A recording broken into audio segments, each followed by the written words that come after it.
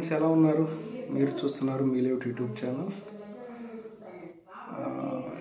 లేటెస్ట్గా నాకు ఒక అప్డేట్ ఏంటంటే,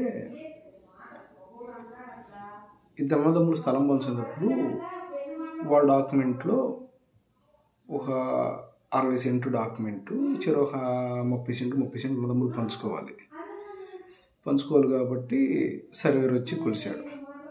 అది 32 సెంటున్నర వచ్చింది. సరే 62.5 సెంటు వచ్చింది.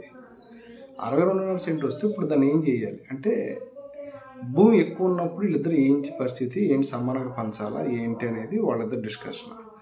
మనం దీన్ని 2 రకాలుగా చూడాలి. ఫస్ట్ ఏంటంటే, పూర్వం సర్వేలో ఎకరానికి 5 సెంటు అలవెన్స్ ఉండేది.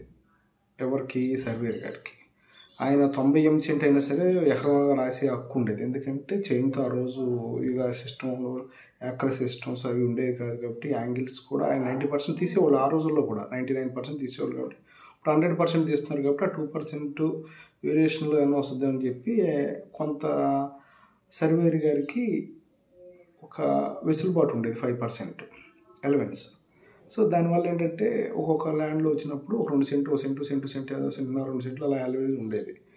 అది ఉంటే ఆ సబ్ డివిజన్ ఆ సర్వే ఎఫ్ఎంబి మొత్తం కొలవగా అందరు సరిపోగా ఉంటే మాత్రమే పంచుకోవాలి తప్ప, మనకి 2 సెంటు ఎక్స్ట్రా వచ్చేసి గబగబా దాన్ని విడగొట్టేసి శరీసహం పనిచేసుకోవడం, లేకపోతే రేపొద్దున నేను ఆ 2 సెంటు తీసుకుంటాను నీకు ఎందుకని చెప్పి 1 సెంటు ఇస్తే అటేపూడి పొలం దగ్గరప్పుడు వీటి మీదకి వచ్చినప్పుడు ఇంకా నాకు 2 మన్నకి ఎక్కువ ఉంది నాకు తగ్గింది ఏంటి అని చెప్పి గొడవ పడకుండా ఫస్ట్ అలాంటి సిచ్యువేషన్ ఏరియా వస్తే ఆ ఎఫ్ఎంబి మొత్తం బౌండరీ లాక్ చేసి, ఆ ఎఫ్ఎంబిలో ఉన్న 1-3 సబ్ డివిజన్లు ఉంటే ఆ 3 సబ్ డివిజన్లు కూడా లాక్ చేసి అందరికీ సరిపోగా మిగిలి నిజంగా దీంట్లో 2-3 సెంటు ఎక్స్ట్రా ఉంది అంటే అప్పుడు ఆ ఏరియా 90% నేను సర్వేర్గా చాలా చోట్ల వెళ్తే అన్నీ కొద్దిగా 2 సెంటు పెంచండి, తమ్ముడు 1 సెంటు తగ్గించండి అంటుంటారు సహజంగా.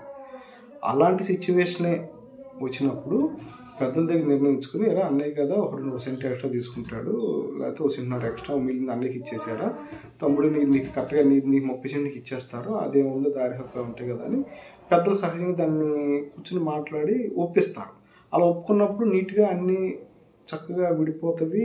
సహజంగా కూర్చుంటాయి కూడా, విడిపోవడమే కాదు చక్కగా ఆ యొక్క పార్టీషన్ని సబ్ డివిజన్ని మనం చేయగలుగుతాం.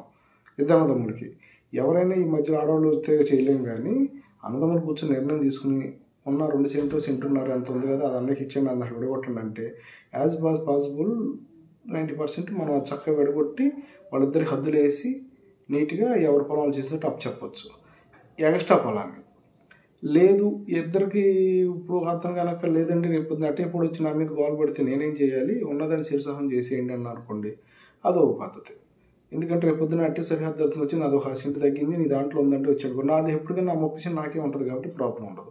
అలా కాకుండా అనేక మొత్తం ఇచ్చేస్తే రేపు పొద్దున్నే నాకు ఈ ఆడొచ్చి నాకు సెంటు తగ్గిందండి, కొనుగోలుకి నీ వైపు నీకు తగ్గింది, ఎఫ్ఎం ప్రకారం ఇక్కడ దాకా రావాల్సింది ఇక్కడ దాకా వస్తే మరి నేను ఇబ్బంది పడాలి కదా అని ఒక పాయింట్ ఆఫ్ వ్యూలో క్రాస్ చెక్ చేయకుండా ఉంటే ఇక దాన్ని సమానం చేసేవచ్చు. ఆ పాయింట్ ఆఫ్ వ్యూ ఆయన మాట్లాడితే సమానం చేయాలి.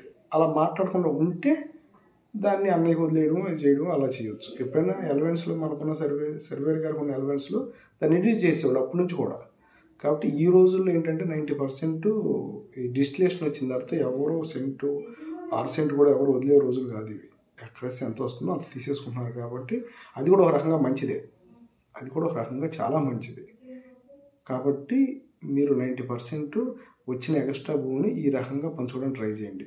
పెద్దల పక్షంలో సమానం చేసుకోవడము, లేదు అన్నయ్యకి వదిలేస్తే పెద్దలు కాబట్టి వదిలేసి తీసుకోవడము, ఈ 2 నిర్ణయాల మీద ఆలోచించి మీరు పెద్దలతో మాట్లాడి ఉన్నటువంటి ఎక్కువ భూమిని డిసైడ్ చేసుకుంటే తప్ప నీకు హెల్ప్ చెప్పాను కదా నాకు సంబంధం ఉంది నాకు హెల్త్ ఉంటే నీకేంటి అని చెప్పి ఈ యొక్క సింగిల్ ధోరణితో వెళ్లకుండా పంచుకునేటప్పుడు ఇద్దరు డిస్కస్ చేసుకున్న ఏరియాని కొలిచి దాన్ని విడగొట్టడం ఎలాగా రేపు ఫ్యూచర్లో ఒకవైపు కాలం ఉంది, ఒకవైపు పంట పోతుంది, ఒకవైపునే ఉన్నాడు ఆడిది కూడా చూసుకుని ఆడి రాడు అనుకుంటే తప్ప సమానంగా పంచుకోవడం, ఆడు వస్తాడు అనుకుంటే మాత్రం కంపల్సరీ దాన్ని ఒకవైపు వదిలేసి ఇతను సేఫ్ జోన్లో ఉంటామో లేకపోతే ఇద్దరు సమానం చేసి సేఫ్ జోన్లో ఉంటామో దాన్ని నిర్ణయం తీసుకోవాలి.